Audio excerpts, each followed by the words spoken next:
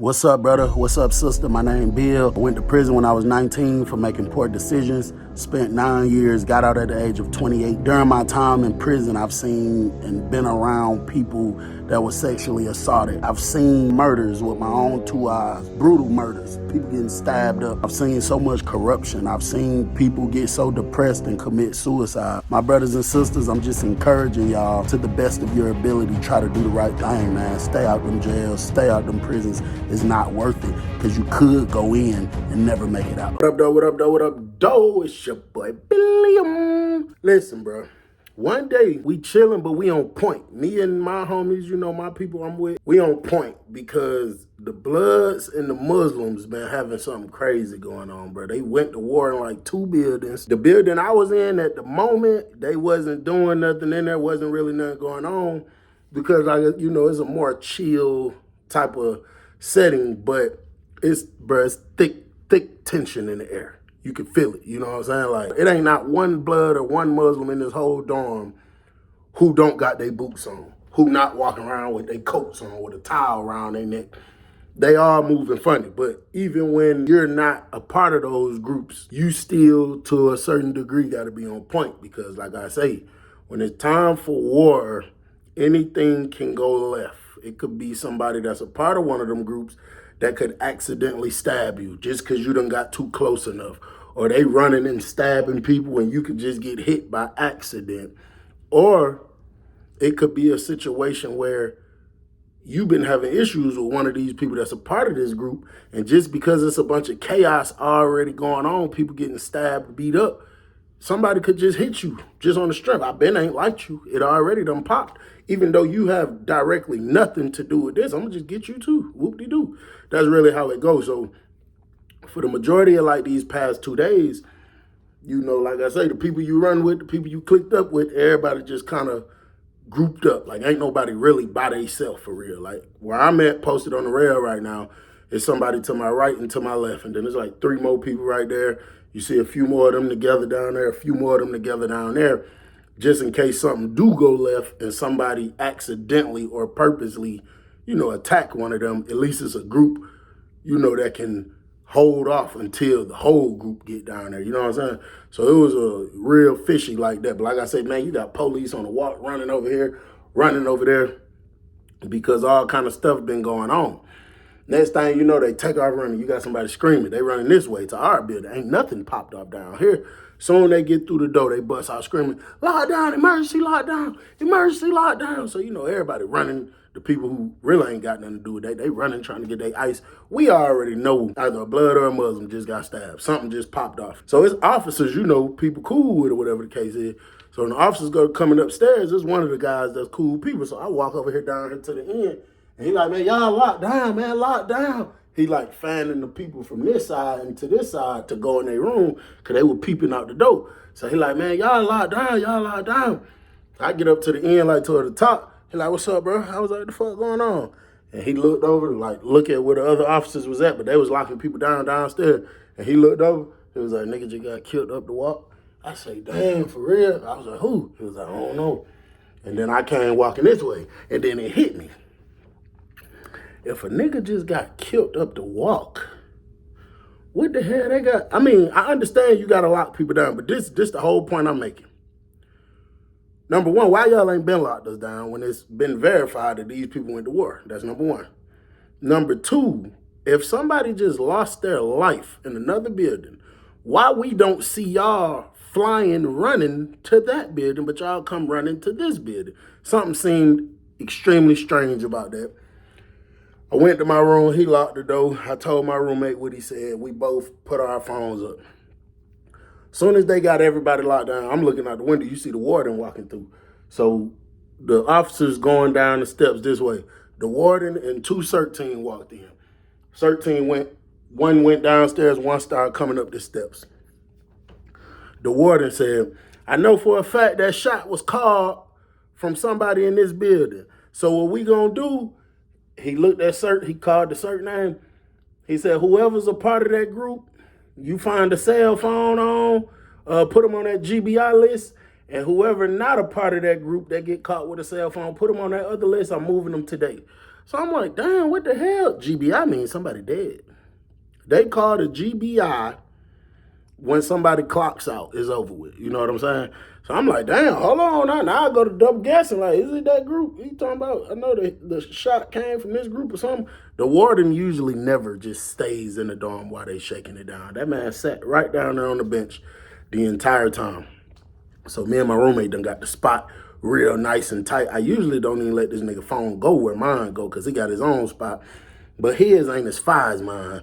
And just because of the severity of this, I know it's something serious, I let him go in there. You know what I'm saying? Then I'm saying, like, thinking, how the hell do you know something came from this building? And then wherever the young man died at, did y'all even lock them down? So they doing what they doing. You can hear them popping people. Yep, got one on such and such. Say the dude last name, whatever, the warden down there. He got his cell phone in his hand. I guess the CERT team keeping tab on the little thing, whatever.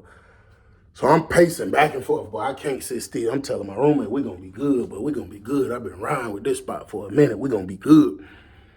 So they get the hard though. A t-shirt, boxer, shower shoe. We already knew the procedure. We had already got right. So CERT team open the door. You got to turn your back. Got to put your hand behind your back like this. Whoever closest to the door, which is me, they're going to tell you, step out. You step out, go to the right. Put your head on the wall, then they go in the room. They told my roommate, strip, t-shirt, you turn around, you face them, take off your t-shirt, give it to them. Socks, take it off, give it to them. They like making sure ain't nothing in it. Boxers, you take off your boxers, hand it to them. They make sure ain't nothing in it. They say, sack, you lift up your balls. They say, arm, you lift up, make sure you ain't holding nothing. Stick out your tongue, stick out your tongue. You got to put your finger in your mouth. Top of the gums, behind the gums, make sure you ain't got none. Then they tell you to turn around, squat and cough. You got to squat and cough. They say if you suitcasing something, I guess the cough gonna make that big drop. And yeah, you got to be careful because if you get one of them old freak ass officers, they supposed to say squat and cough, but you got some that'll say bend at the waist and spread them. Spread what?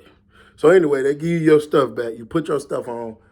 They handcuff you, you step out the room, and then they tear your room up. This is when I knew we were fucked. I was at the door looking when the CERT team came.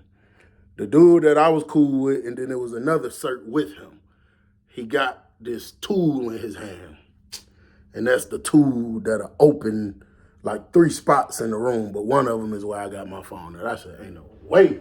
I knew it was over with. So he come, we do the procedure. I'm on the wall. I hear him unscrewing it and everything. I'm like, bro, ain't no way, bro. Popped both of our phones. He came out, told the warden. I guess added us to the list. He wrote something down. Let us go back in the room, on to the next room. We was close to the end. You got CERT downstairs and officers downstairs doing the exact same thing. When they got done, the CERT team went over there to the warden and handed them the list, I guess. The warden said, hey, man, everybody listen up. If I call your cell and room number, pack it up now. And, bro, he called out like 12 people's names, and me and my roommate was one of the people. I was like, damn, bro, they finna take us.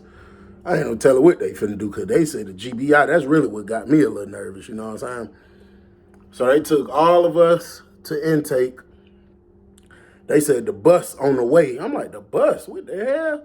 But they was talking about for the people that was, I guess, part of Blood or Muslim, because them the only people that they took out of that, though, and had, all right, so in the intake, you got the whole ID area right here. This is where you clean up at when you do all your intake stuff.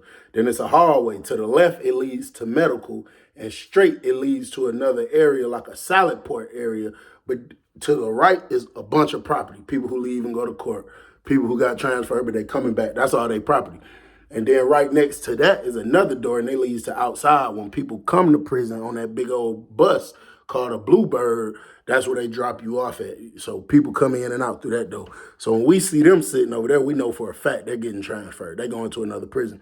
They probably finna put them on the tier or high max until the GBI talk to them.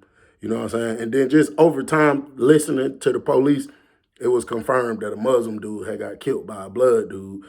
I don't know how they say they know it came from up there, whatever. I don't know. So we sitting in the intake area for a long time. They going through all our property, going through all our stuff. I'm like, damn, nigga finna be sitting in the hole. This shit finna be boring as hell.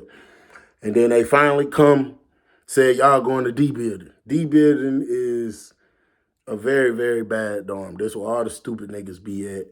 I'm surprised they not even locked down. I guess it's such a respect thing to the point, you know, they just like, whatever. If it ain't that serious like that, we ain't got to do that. They pack us up. They take us all to D-building, and then it made perfect sense once we got there. The same way they just took them through that salad pot, I guess they had already did that because it was like maybe 6 of us that went to D-building.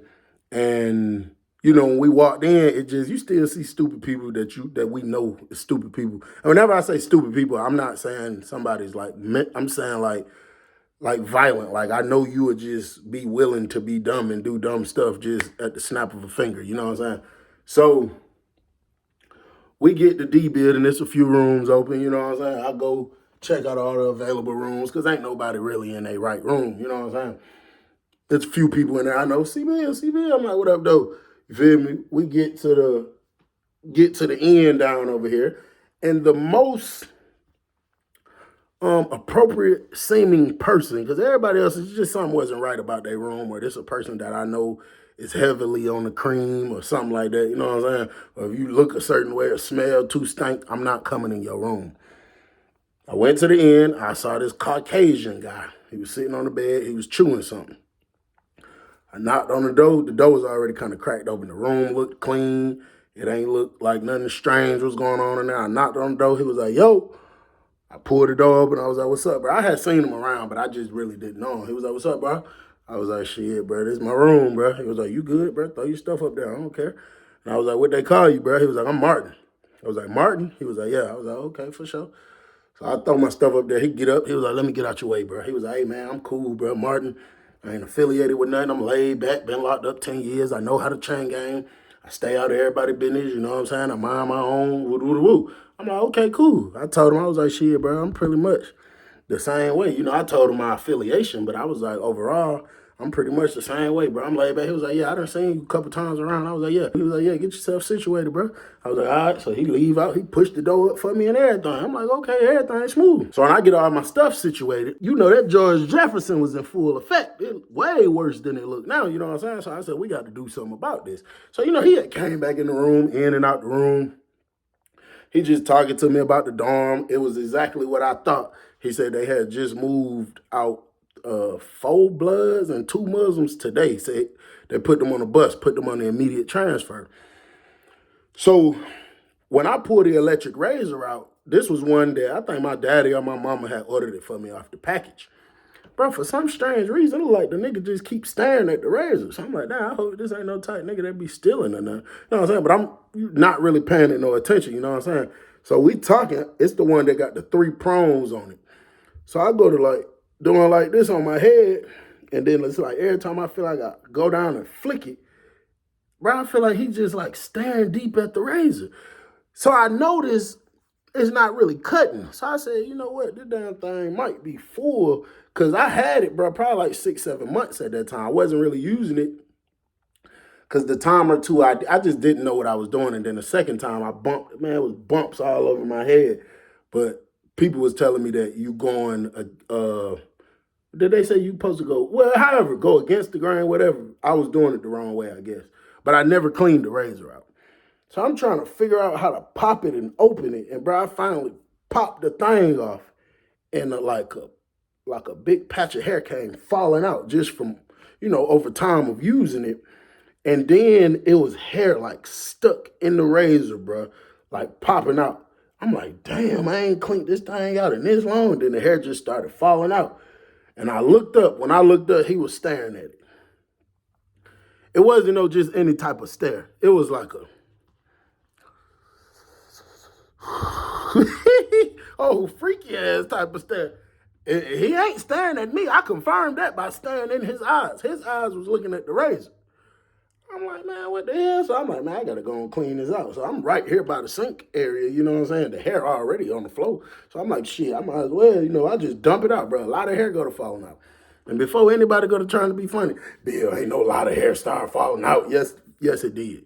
It's George Jefferson. It grows, nigga. It just, you fill a razor up over months of time, it's gonna be a lot of hair. So I just do it like, blow it out, you know what I'm saying? So I tell him, I'm like, I got that, bro. I'm going to clean it up. He's like, oh, no, you good, bro. Feel me? I go to doing my thing. It's doing what it's supposed to do. Then I just keep flicking it down since the hair already down there. A time or two while we talking, I just so happen to look at him, bro. I promise you. It's like every 10 seconds, I feel like he'll look down at the hair on the floor. So I figure out what it is. I say, this nigga just institutionalized, bro.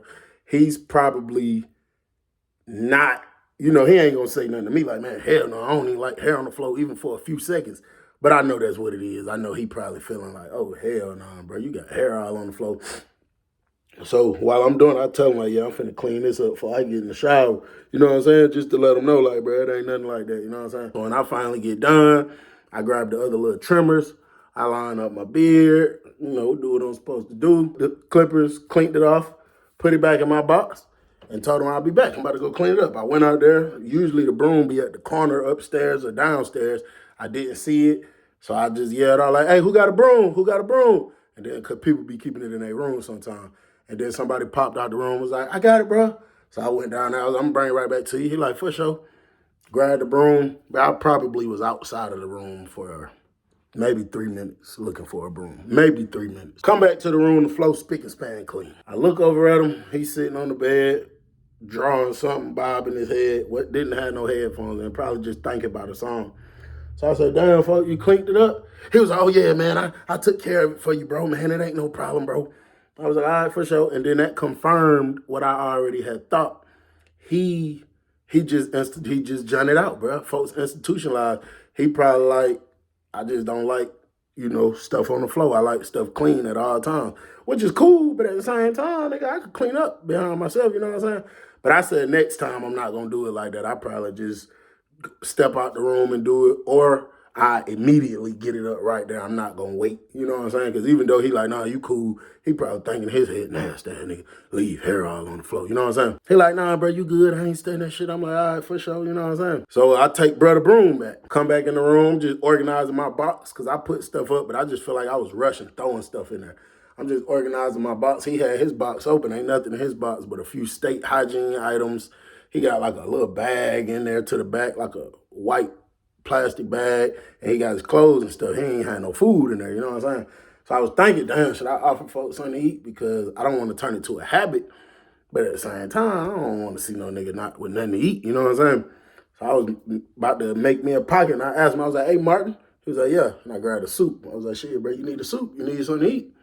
He was like, he looked in his box like he got options, talking about, yeah, I fuck one there, hold me over. I'm like, all right, bet. I throw him the soup. Day go by, Martin seemed cool, you know what I'm saying, everything straight. And, but throughout the day, I don't know, I might have been tripping, but there was a time or two I left out the room and came back and felt as if something was missing out my box. I couldn't pinpoint what, but like when you just leave your stuff a certain type of way, you know what I'm saying? Like if I got this Pepsi can and these AirPods, and for sure you got them like this, and then you come back and this like this, it's just gonna look like, hold on, now something ain't right. You know what I'm saying? So I got a stern eye out on Martin ass. Like, hold on now, Martin. Come on now, Martin. No, we ain't doing that.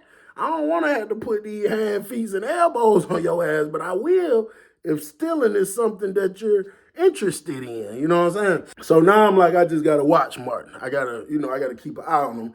But it's hard for me to 100% keep an eye on him because even though he told me, they moved these people out, this a new dorm. I need to be observing the dorm, plus all this going on. I don't know if something popping another dorm with another group that got something to do with people I got love for. So I'm not just in the room all day. I'm kind of out the room, back on the scene, out the room. When it gets close to lockdown, it's been like at least 2 people that I heard call Martin's name, and he'll bust out the room.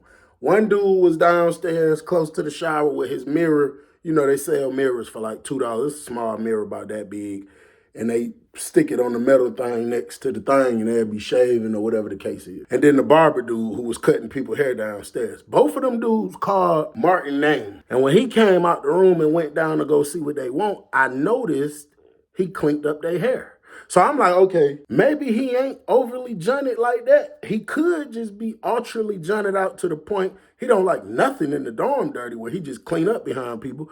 Or maybe they got this nigga like a maid. Like, nigga, you gonna clean up. And you know, maybe he just got so used to that. That's why he cleaned up the mess that I left or whatever the case. So I say about 4 days went by, we finally make Stowe. Martin been cool. He seemed a little strange, but overall, Martin been cool. So I'm doing my thing because I had went to the Stowe, man, and got a few items for me to cook. I think I got some summer sausages and stuff. You know, just a few stuff for me to be able to cook, whatever the case. And I went to go pay him off, you know, handling a little business, kicking it with people. I think I looked out for somebody else. You know, one of the people I was running with looked out for him on about $4, $5, just so he could have something if he want to make him a meal or whatever. Bro, I had just left out the room. Couldn't have been out the room no more than 2 minutes. Keep in mind, Martin had just used the bathroom. Asked me to step out all that. When he get done, I go in there, grab some more stuff for somebody else, walk down here, chit-chat about 20, 30 seconds. As I'm walking back, Martin, the door is swinging. He throwing the tissue in the door. I'm like, hold on, Martin, hold on. So he pulled it up. He's like, what's up, bro? I'm like, hold on, let me grab some. I'm like, damn, boy, your stomach fucked up, ain't it? You got there using the bathroom every 2 minutes. So he like, yeah, man, it be on my ass, man. You know, just eating, it be on my ass. I'm like, okay, for sure. I grab something out my box. I leave, and I'm thinking, nigga, what be on your ass? You don't be eating shit. Come on, I don't be acting like you just here just eating, just chowing down. You know what I'm saying? I walked to the bottom of the steps. I traded somebody some soups for something. I looked back. When I looked back, the door was opening back up. He was pulling the tissue out the door. And that nigga was chewing. Threw the tissue in the door. I immediately knew he had me fucked up. I say, this nigga just went in my box and ate something. Because he didn't have commissary. He did not go to the store. Nobody brought him anything. My box overly loaded with food. That nigga probably saw something, was like, I'm about to steal me something real quick. I go back up to the room. Soon as I go to the room, I go to using these nostrils.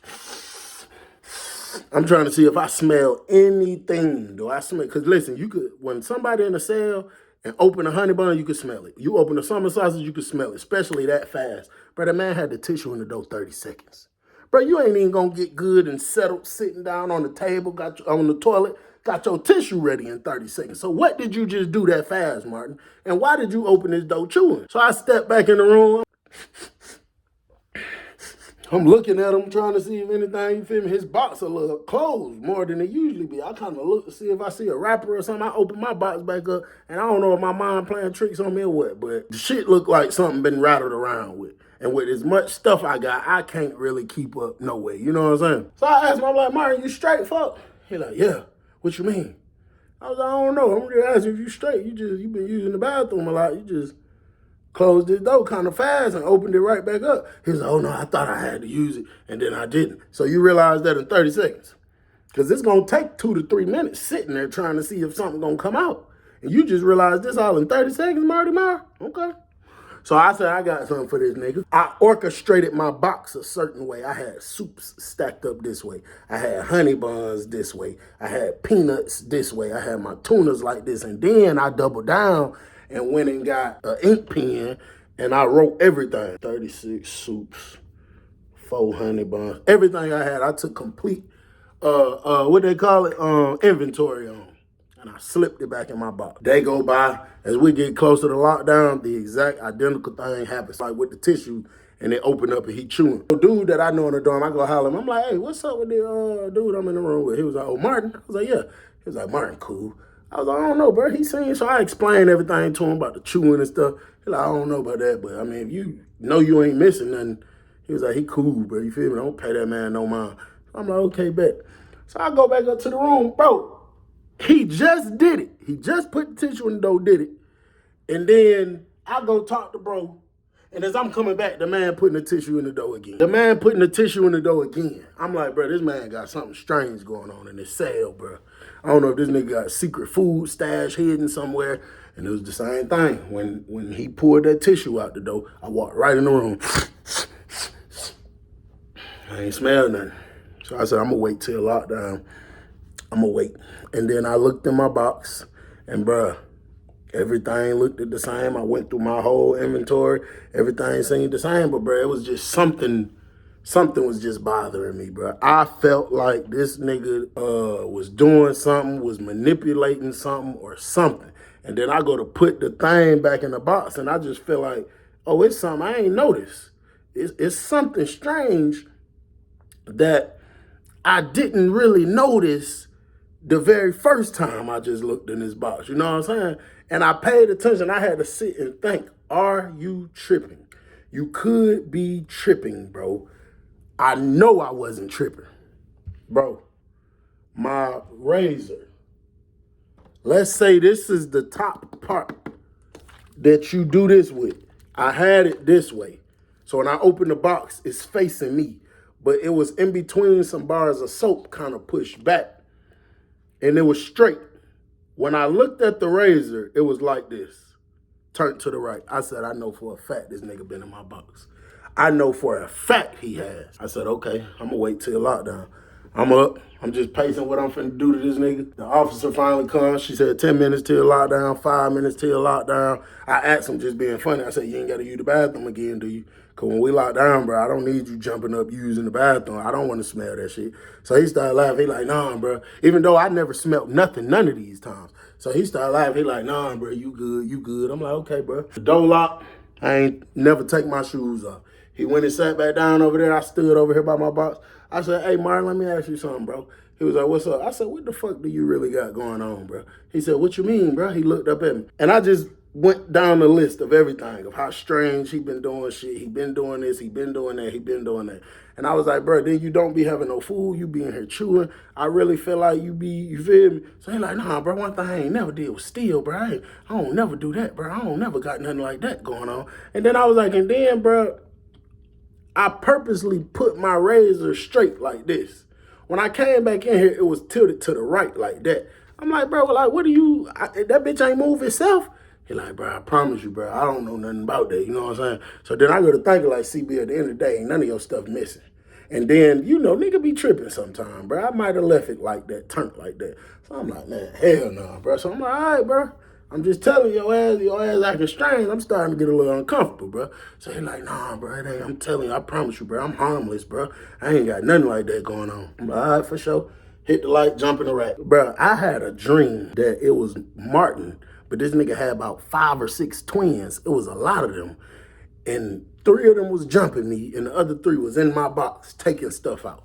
Bro, I woke up in the middle of the night. When I woke up and looked up, Martin was walking from the front door. Like, he was pacing, walking back towards this way. The man was just like this. When I jumped up, he jumped and then stopped and then went to pacing this way. And then when he turned, he wasn't chewing no more when I looked at him. And then he turned this way and I could see like his neck move like he just swallowed. Then he goes say, you all right, bro? And then do like this. You all right, bro? I say, hell yeah, I'm all right. You all right? Why you up pacing? He said, I just couldn't sleep. So I get up, take a piss, look in my box. Something just don't look right. This nigga up chewing, pacing. He was walking away from the door, which my box is the closest. By default, you been in my box. I'm not even finna go through this shit to check my inventory. That's the only thing that makes sense. I turned around when I got done pissing, flushed the toilet.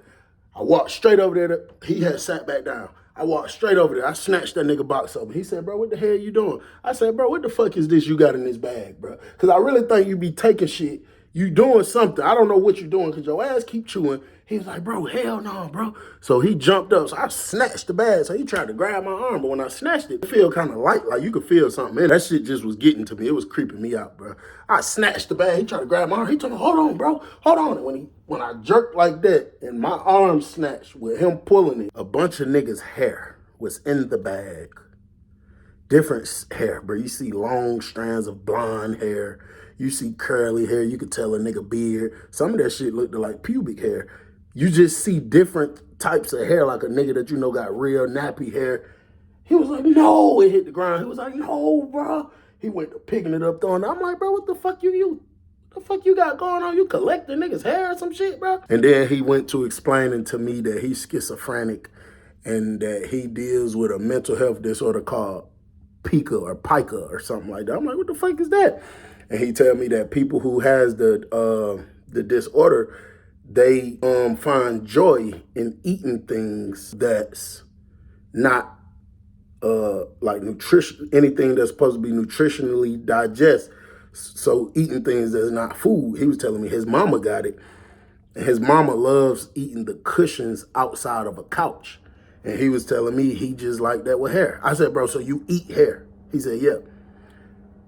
I said, so that hair that you cleaned up my first day in this room, you ate it? He was looking stupid for a minute. He said, yeah. He was like, bro, I'm gonna be honest with you, bro. This shit be like it's different flavors, like different strands, different races, different people. You know, they texture depending on their age, whether it come from your beard, whether it come from your head, your mustache. That shit got a different type of flavor to it. This nigga told me just think about it like a bag of trail mix where you got all kind of different flavors and shit in. So I'm like, oh, hell no, bro. So I'm just kind of pacing back and forth thinking like, well, you know, Bill, that really ain't got nothing to do with you if that's what the man got going on. But I was just like, oh, hell no, he got to get up out of here. Then I walked past my box and saw that razor tilted again. And I said, let me ask you a question, bro. Just tell the truth. He was like, what's up? I said, you was in my box fucking with my razor, bro? Because I know for a fact that I had that razor straight, and when I came back, it was tilted. And he was like, bro, I'm gonna be all the way honest with you, bro. I never stole nothing, no food, none of your hygiene, bro. He said, but it's just something about the people that's bald head, but the scruff still grow before it gets real deep, where it can like get long and grow. Like when they shave it, he was like, bro, that shit's so sweet. It's like your sweetest piece of candy, bro. He said, so yeah, when you drop that, he said, man, I ate that shit over all this other shit. He said, and bro, I ain't gonna cap. When I was closing the door and stuff, I kind of was just grabbing your razor and smacking it against my hand, but I was trying to be quick, and I just eat the little bit that come up off of it. But that last time, I had to open it and try to get all the hair out, bro. He was like, that shit just, you know what I'm saying? So I'm like, oh, okay, for sure. And I just waited till the morning. I got back up there, went to sleep. And when the morning time came, I told that nigga, bro, hell nah, this ain't gonna work. And he was like, bro, I've been in this room 3 years, bro. And I thought about it. I said, you know what? He right. I ain't gonna just do that, then make it seem like a bully, you know what I'm saying? So I went and found me another room, and I moved out the room with that nigga. I said, nah, I can't do that. I can't fuck around with no shit like that. But, bro, had he been in the room with somebody else that wasn't me, that's probably a little more crazy or shot out, man, nigga probably would have did something to him. And I'm not saying that ain't no real thing, because I actually Googled it after that, and that is a real thing, pica.